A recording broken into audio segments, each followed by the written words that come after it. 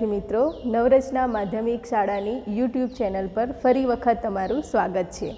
આજે આપણે ધોરણ 9 વિષય ગણિત એમાં પ્રકરણ નંબર 1 સંખ્યા પદ્ધતિ એમાં વિભાગ 2 માં આગળ શીખીશું। વિભાગ 1 માં આપણે n, w, z અને q સુધીના સંખ્યા ગણો વિશે માહિતી મેળવી હતી। આજે આપણે બે નવા ગણ શીખવાના છે, કેપિટલ I અને કેપિટલ R। I એટલે શું? તો I ઇરરેશનલ નંબર પરથી એની સંજ્ઞા છે કેપિટલ I, જેને આપણે અસમય સંખ્યા ગણ કહેવાનું છે। અસમય સંખ્યા એટલે શું? તો આગળ જે આપણે 4 ગણ શીખ્યા એમાં આવતી જે સંખ્યાઓ છે એ સિવાયની સંખ્યાઓ એટલે કે સમય ન હોય એવી સંખ્યાઓ, જેને આપણે અસમય સંખ્યાઓ કહીશું। ઉદાહરણ તરીકે અહીંયા છે વર્ગમૂળ 2 અને વર્ગમૂળ 3, એ અસમય સંખ્યાઓ છે, કારણ કે એમની જે દશાંશ અભિવ્યક્તિ છે એ અનંત અનાવૃત છે। એના વિશે થોડું આપણે આગળના ટોપિકમાં શીખીશું। વર્ગમૂળ 1 કેવી સંખ્યા હશે? તો વર્ગમૂળ 1 એટલે કે 1 થાય એટલે આપણે એને સમય સંખ્યા કહીશું, અસમય સંખ્યા કહીશું નહીં। એ જ પ્રમાણે વર્ગમૂળ 4, 4નું વર્ગમૂળ 2 મળે છે એટલે 2 આપણે આગળ શીખ્યા સમય સંખ્યા છે। તો આ છે અસમય સંખ્યાના ઉદાહરણ। એના પછી બીજો એક ગણ શીખવાનો છે કેપિટલ R, રિયલ નંબર્સ, એના પરથી એની સંજ્ઞા છે R। R એટલે શું?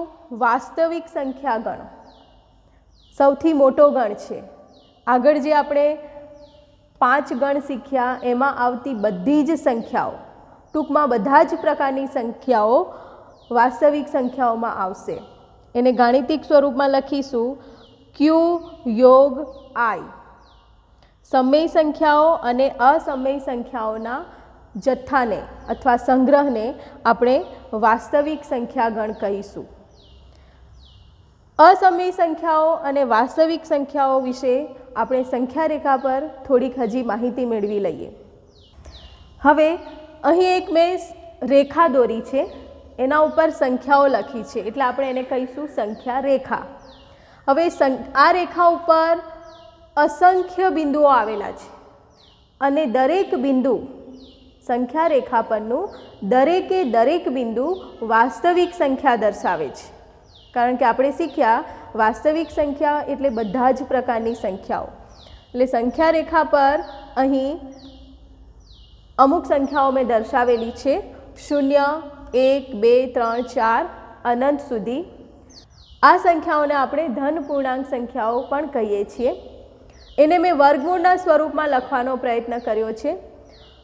વર્ગમૂળ 1 એટલે કે 1, વર્ગમૂળ 4 એટલે કે 2, વર્ગમૂળ 9 એટલે 3, એ રીતે આગળ। તો આ સંખ્યાઓ વચ્ચે અસમય સંખ્યાઓ પણ આવેલી છે।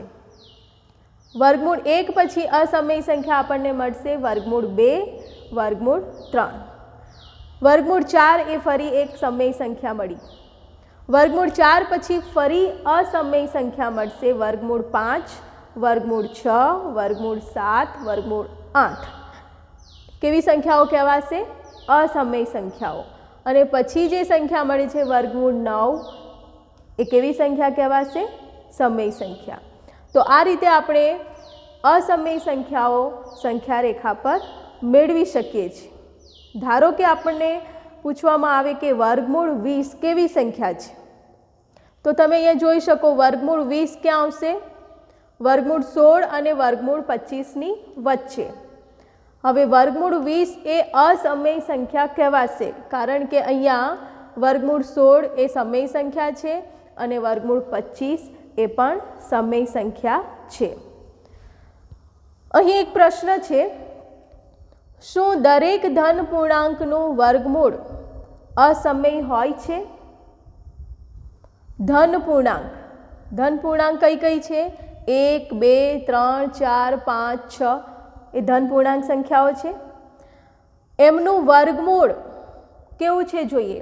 તો એકનું વર્ગમૂળ કેવી સંખ્યા છે? સમય સંખ્યા. 4નું વર્ગમૂળ કેવી સંખ્યા છે? સમય સંખ્યા. 9નું વર્ગમૂળ કેવી સંખ્યા છે? સમય સંખ્યા. પણ દરેક ધન પૂર્ણાંક એટલે કે અહીંયા 1 પછી આવશે 2, 2નું વર્ગમૂળ કેવી સંખ્યા મળશે? અસમય સંખ્યા મળશે. 3નું વર્ગમૂળ કેવી સંખ્યા મળશે? અસમય સંખ્યા મળશે. અને ફક્ત 4નું વર્ગમૂળ કેવી સંખ્યા મળી? સમય સંખ્યા. તો એ રીતે દરેક ધન પૂર્ણાંકનું વર્ગમૂળ અસમય સંખ્યા હોય નહીં. અમુક ધન પૂર્ણાંક સંખ્યાઓ એવી છે જેમનું વર્ગમૂળ આપણને સમય સંખ્યા મળે છે. હવે અહીંયા એક પ્રશ્ન મેં લખેલો છે જે સ્વાધ્યાય 1.2નો છે. સંખ્યા રેખા પરનું દરેક બિંદુ, હવે આ સંખ્યા રેખા છે એના ઉપર અસંખ્ય બિંદુઓ છે. અસંખ્ય બિંદુ એટલે ધારો કે મેં અહીંયા એક બિંદુ દર્શાવ્યું છે, એને સંગત સંખ્યા છે 1, એના પછી ક્રમિક કોઈક બીજું બિંદુ છે, એના પછી બીજું બિંદુ છે, એ રીતે અસંખ્ય બિંદુઓ છે. તો સંખ્યા રેખા પરનું દરેક બિંદુ કોઈક પ્રાકૃતિક સંખ્યા m માટે, ધારો કે અહીંયા એક પ્રાકૃતિક સંખ્યા છે, તો 1 માટે વર્ગમૂળ 1 m સ્વરૂપનું હોય, દરેક બિંદુ વર્ગમૂળ m સ્વરૂપનું હોય. પ્રશ્ન છે, આ એક બિંદુ છે, એને સંગત સંખ્યા છે 1. હવે એના માટે એ વર્ગમૂળ 1 આપણે લખી શકીએ છીએ. બીજું એક બિંદુ લઈએ, એને સંગત સંખ્યા છે 2. 2 માટે આપણે વર્ગમૂળ 2 લખી શકીએ નહીં. એટલે કે અહીંયા m માટે વર્ગમૂળ m સ્વરૂપનું શક્ય નથી. 2 બરાબર વર્ગમૂળ 2 શક્ય નથી. એટલે કે દરેક બિંદુ એ રીતે આપણે દર્શાવી શકીએ નહીં. તો આ વિધાન અસત્ય છે. તો એ જ રીતે 3 બરાબર વર્ગમૂળ 3 આપણે લખી શકીએ નહીં અને 4 બરાબર વર્ગમૂળ 4 આપણે લખી શકીએ નહીં. એ રીતે તમે આગળ સમજી શકો છો. બીજો એક પ્રશ્ન, વર્ગમૂળનું સ્વરૂપ હોય એટલે એ અસમય સંખ્યા જ હોય એવું જરૂરી નથી. અહીંયા આપણે જોઈ શકીએ વર્ગમૂળ 1 એટલે 1 જે સમય સંખ્યા છે, વર્ગમૂળ 4 એટલે કે 2 એ પણ સમય સંખ્યા છે. આગળ તમે જોશો કે વર્ગમૂળ 9 એટલે કે 3 એ પણ સમય સંખ્યા છે. તો આ એક વસ્તુ તમારે ધ્યાનમાં રાખવાની છે. સારું વિદ્યાર્થી મિત્રો, હવે આપણે શીખવાનું છે અસમય સંખ્યાને સંખ્યા રેખા પર કેવી રીતે દર્શાવવું. તો અસમય સંખ્યાઓ કઈ કઈ છે એ આપણે આગળ જોયું. અહીંયા આપણે વર્ગમૂળ 2 જે અસમય સંખ્યા છે એને આપણે સંખ્યા રેખા પર દર્શાવતા શીખીશું. વર્ગમૂળ 2 કઈ સંખ્યા પછી આવે છે આપણે આગળ શીખ્યા, 1 પછી આવે છે ને વર્ગમૂળ 2. તો આપણે સંખ્યા રેખા પર દર્શાવતા શીખીએ. તો એના માટે આપણે 0 થી શરૂઆત કરીશું. 0 થી 1 એકમ અંતરે 1 આવેલો છે, સંખ્યા 1 આવેલી છે. 0 થી 1 એકમ અંતરે સંખ્યા 1 આવેલી છે. તો આપણે 1 એકમ અંતરે પહેલાં 1 દર્શાવીશું. હવે માપપટ્ટી ઉપર 1 એકમ એટલે શું? 1 સેન્ટીમીટર લઈએ તો એને પણ 1 એકમ કહેવાય. 1 ઇંચ લઈએ તો એને પણ 1 એકમ કહેવાય. 1 મીટર લઈએ તો એને પણ 1 એકમ કહેવાય. હવે આપણે આકૃતિની સરળતા ખાતર હું અહીંયા આકૃતિ આપણી થોડી મોટી બને અને આપણે વ્યવસ્થિત સમજી શકીએ એટલા માટે માપપટ્ટી ઉપર 20 સેન્ટીમીટર બરાબર હું 1 એકમ અંતર લઈશ. એટલે કે 20 સેન્ટીમીટરના અંતરે 0 થી 20 સેન્ટીમીટરના અંતરે હું 1 લખીશ. તો 0 મેં અહીંયા સંખ્યા રેખા પર દર્શાવ્યો છે. 0 થી 20 સેન્ટીમીટરે હું 1 દર્શાવીશ. તો 0 થી 1 વચ્ચેનું અંતર આપણે 20 સેન્ટીમીટર નથી કહેવાનું, પણ કેટલું કહેવાનું છે? 1 એકમ કહેવાનું છે. ત્યાર પછી આ જે બિંદુ છે એના ઉપર એક લંબ દોરીશ, એનું માપ પણ 1 એકમ જેટલું જ આપણે રાખવાનું છે. અહીંયા 1 એકમ એટલે આપણે કેટલું લીધું છે? 20 સેન્ટીમીટર. તો અહીંયા જે બિંદુ છે એને આપણે નામ આપેલું છે A અને એને સંગત સંખ્યા છે 1. 0 થી 1 એકમ અંતરે છે. આગળ આપણે શું કામ કર્યું? આ બિંદુ ઉપર એક લંબ દોર્યો છે, એનું માપ પણ 1 એકમ છે. તો હવે અહીંયા એક લંબ દોર્યો છે બિંદુ A ના ઉપર અને એનું માપ પણ આપણે 1 એકમ રાખવાનું છે. 1 એકમ એટલે આપણે અત્યારે શું લીધું છે? 20 સેન્ટીમીટર. આ જે રેખાખંડ આપણે દોર્યો એને આપણે નામ આપીશું રેખાખંડ PA. 0 ને સંગત જે બિંદુ છે એને આપણે નામ આપવાનું છે O. 1 ને સંગત બિંદુ છે એને નામ આપ્યું છે A. ત્રીજું સ્ટેપ આપણે કરવાનું છે, P અને O એ બે બિંદુઓને આપણે જોડી દઈશું. તો P અને O ને આપણે જોડ્યું તો આપણને એક ત્રિકોણ મળે છે જે કાટકોણ ત્રિકોણ છે. શા માટે કાટકોણ ત્રિકોણ છે? કારણ કે આપણે અહીંયા લંબ દોરેલો છે. લંબ દોર્યો છે એટલે આ કાટખૂણો થશે અને કાટખૂણો હોવાથી આ ત્રિકોણને આપણે કાટકોણ ત્રિકોણ કહીશું. આપણો પ્રશ્ન છે અસમય સંખ્યા વર્ગમૂળ 2 ને સંખ્યા રેખા ઉપર દર્શાવવાનું છે. અત્યારે આપણી પાસે સંખ્યા રેખા પર 0 અને 1 આ બે સંખ્યાઓ છે જે સમય સંખ્યાઓ છે. આ એક પ્રવૃત્તિ દ્વારા આપણે વર્ગમૂળ 2 ને સંખ્યા રેખા પર દર્શાવીશું. આપણે શું કામ કર્યું? પહેલાં 0 થી 1 એકમ અંતરે 1 દર્શાવ્યું. હવે આપણી પાસે આ જે ત્રિકોણ છે એનું નામ છે ત્રિકોણ OAP, જે કાટકોણ ત્રિકોણ છે. કાટખૂણાની સામેની બાજુ હોય એને આપણે કર્ણ કહીએ છીએ. હવે આ ત્રિકોણમાં આપણી પાસે OA નું માપ છે 1 એકમ, AP નું માપ છે 1 એકમ. તો આ કર્ણનું માપ કેટલું હશે એ આપણે પાયથાગોરસ પ્રમેય ઉપરથી મેળવીશું. તો પાયથાગોરસ પ્રમેય એટલે શું એ આપણે જોઈએ. આપણી પાસે ત્રિકોણ છે એનું નામ છે ત્રિકોણ OAP. આ ત્રિકોણમાં OP², OP શું છે? કર્ણ. તો પાયથાગોરસ પ્રમેય પ્રમાણે કર્ણનો વર્ગ બરાબર બાકીની બે બાજુઓના વર્ગોનો સરવાળો. કર્ણ છે OP એનો વર્ગ બરાબર બીજી એક બાજુ છે OA એનો વર્ગ વત્તા AP એનો વર્ગ. OA નું માપ આપણી પાસે છે 1 એટલે 1 એનો વર્ગ. AP નું માપ પણ આપણી પાસે છે 1 એટલે 1 નો વર્ગ. એનું સાદુરૂપ મળે છે 1 વત્તા 1 બરાબર 2. 2 શેનું માપ મળ્યું આપણને?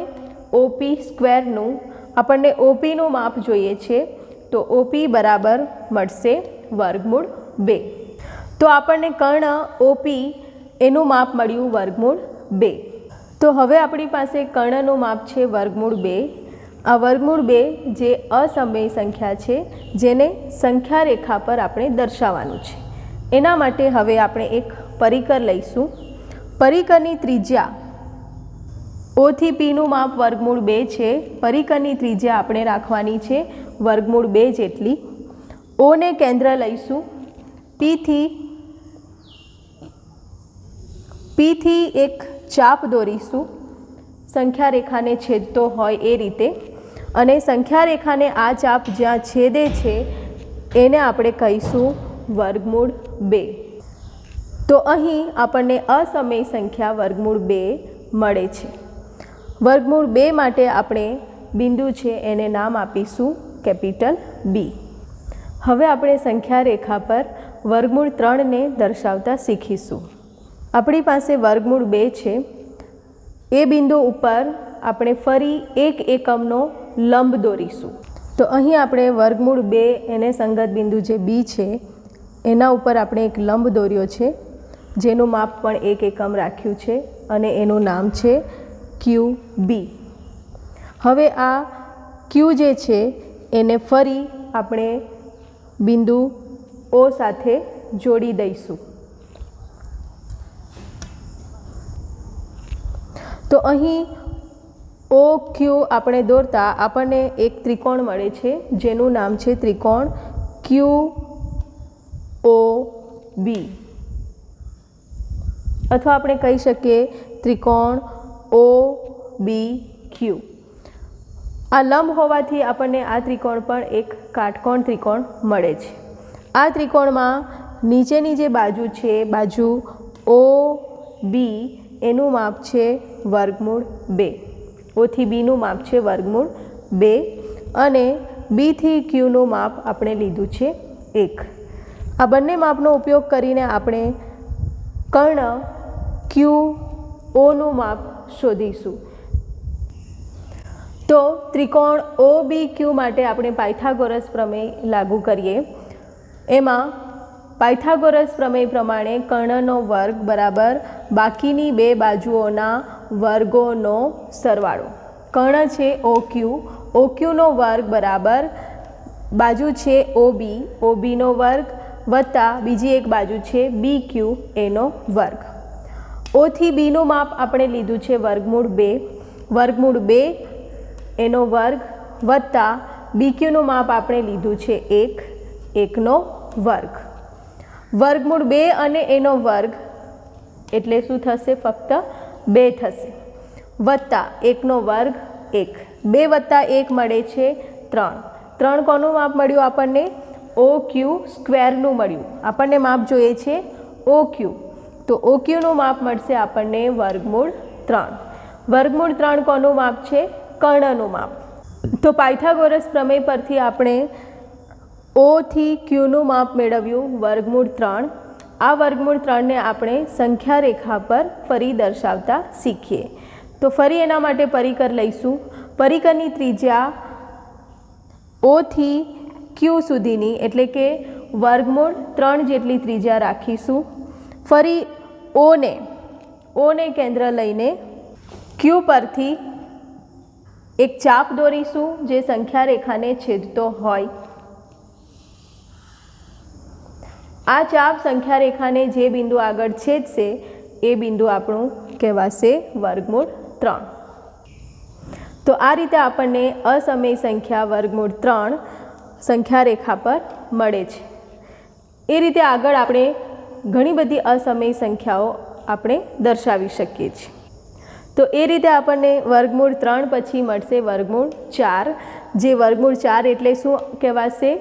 2, જે આપણને 1 થી 1 એકમ અંતરે, ચોક્કસ 1 એકમ અંતરે આપણને 2 મળશે. એ જ પ્રમાણે 2 પછી 3 ચોક્કસ 1 એકમ અંતરે મળશે. પણ 3ના આગળ કઈ કઈ અસમય સંખ્યાઓ હશે? વર્ગમૂળ 5, વર્ગમૂળ 6, વર્ગમૂળ 7, વર્ગમૂળ 8 એવી અસમય સંખ્યાઓ આપણને મળશે. બીજી એક અસમય સંખ્યાને આપણે સંખ્યા રેખા પર દર્શાવતા શીખીએ. અહીં એક અસમય સંખ્યા લીધી છે વર્ગમૂળ 17. વર્ગમૂળ 17ને આપણે સંખ્યા રેખા પર દર્શાવીશું. તો વર્ગમૂળ 17 પહેલાં ઘણી બધી અસમય સંખ્યાઓ આવે છે જે આપણે આગળ શીખ્યા. પણ એ દરેક અસમય સંખ્યાઓને આપણે આગળની પ્રવૃત્તિની જેમ દર્શાવવાની જરૂર નથી. આપણે સીધા વર્ગમૂળ 17ને દર્શાવતા શીખીશું. હવે આપણે વર્ગમૂળ 17ને દર્શાવીએ એના માટે એક સરળ ઉપાય છે. આપણી પાસે સંખ્યા છે વર્ગમૂળ 16. વર્ગમૂળ 16 પછી આપણને મળે છે વર્ગમૂળ 17. તો વર્ગમૂળ 16 એટલે શું? આપણે આગળ શીખ્યા 4. તો આપણે 0 થી 4 સુધીની સંખ્યાઓ સંખ્યા રેખા પર 1 એકમના અંતરે દર્શાવી દઈશું. તો અહીંયા મેં એક રેખા પહેલાં બનાવી, ત્યાર પછી ત્યાં 0 દર્શાવ્યું. 0 થી 1 એકમના અંતરે 1 દર્શાવ્યું છે. અહીં 1 એકમ એટલે મેં 10 સેન્ટીમીટર લીધું છે. તો 1 પછી ફરી 10 સેન્ટીમીટરના અંતરે હું 2 દર્શાવીશ, ફરી 10 સેન્ટીમીટરના અંતરે 3 દર્શાવીશ અને ફરી 10 સેન્ટીમીટરના અંતરે 4 દર્શાવીશ. તો એ રીતે આપણને વર્ગમૂળ 16 મળી ગયું છે. હવે આપણે વર્ગમૂળ 17ને સંખ્યા રેખા પર દર્શાવતા શીખીશું. તો એના માટે આપણે 4 ને સંગત જે બિંદુ છે એના ઉપર લંબ દોરીશું 1 એકમનો. તો આ રીતે વર્ગમૂળ 16 ને સંગત જે બિંદુ છે એના ઉપર એક લંબ દોર્યો છે 1 એકમનો. એનું નામ છે AP. હવે હું P અને O ને જોડી દઈશ. તો જોડ્યા પછી આપણને એક કાટકોણ ત્રિકોણ મળે છે જેનું નામ છે ત્રિકોણ OAP, જેમાં બાજુ OA છે એનું માપ છે વર્ગમૂળ 16, બાજુ AP છે એનું માપ છે 1. હવે આપણે આ ત્રિકોણમાં POનું માપ એટલે કે કર્ણનું માપ પાયથાગોરસ પ્રમેય પરથી શોધીશું. તો આપણી પાસે ત્રિકોણ છે ત્રિકોણ OAP, એના માટે પાયથાગોરસ પ્રમેય આપણે લાગુ કરીએ તો એમાં કર્ણ એટલે કે OP² બરાબર બાકીની બે બાજુઓના વર્ગોનો સરવાળો OA² વત્તા AP². OAનું માપ આપણી પાસે છે વર્ગમૂળ 16 એનો વર્ગ વત્તા APનું માપ આપણે લીધું છે 1 એનો વર્ગ. વર્ગમૂળ 16 અને એનો વર્ગ આપણને મળશે 16 વત્તા 1નો વર્ગ મળે છે 1. 16 વત્તા 1 17, જે આપણને OP²નું માપ મળ્યું છે. તો OPનું માપ કહેવાશે વર્ગમૂળ 17. તો OPનું માપ આપણને મળ્યું વર્ગમૂળ 17, જેને આપણે હવે પરિકરના ઉપયોગથી સંખ્યા રેખા પર દર્શાવીશું. તો આપણે પરિકરની ત્રિજ્યા વર્ગમૂળ 17 જેટલી લઈશું, વર્ગમૂળ 17, અને ફરી O ને કેન્દ્ર લઈને આપણે સંખ્યા રેખા પર P થી એક ચાપ દોરીશું. તો આ ચાપ સંખ્યા રેખાને જ્યાં છેદે છે એને આપણે કહીશું વર્ગમૂળ 17. તો આ રીતે આપણે વર્ગમૂળ 17 જે અસમય સંખ્યા છે જેને આપણે સંખ્યા રેખા પર દર્શાવતા શીખ્યા. તો વિદ્યાર્થી મિત્રો, વિભાગ 1 અને વિભાગ 2માં આપણે જે કંઈ સંખ્યાગણ શીખ્યા એનું હવે આ એક ટેબલ દ્વારા થોડું પુનરાવર્તન કરી લઈએ. અહીંયા આપણી સામે ઘણી બધી સંખ્યાઓ છે. એ સંખ્યાઓ આપેલ કયા કયા ગણમાં આવે છે એ આપણે હવે અહીંયા દર્શાવીશું. પહેલી સંખ્યા છે 1. 1 પ્રાકૃતિક સંખ્યાગણ એનમાં પણ આવે છે, માટે આપણે એને ત્યાં પણ દર્શાવી શકીએ છીએ. 1 પૂર્ણ સંખ્યાગણ ડબલ્યુમાં પણ આવશે, તો એને આપણે અહીંયા પણ દર્શાવી શકીએ છીએ. 1ને આપણે પૂર્ણાંક સંખ્યા પણ કહી શકીએ, એટલે એ ઝેડમાં પણ આવશે. 1 સમય સંખ્યા પણ છે, તો એ ક્યુમાં પણ આવશે.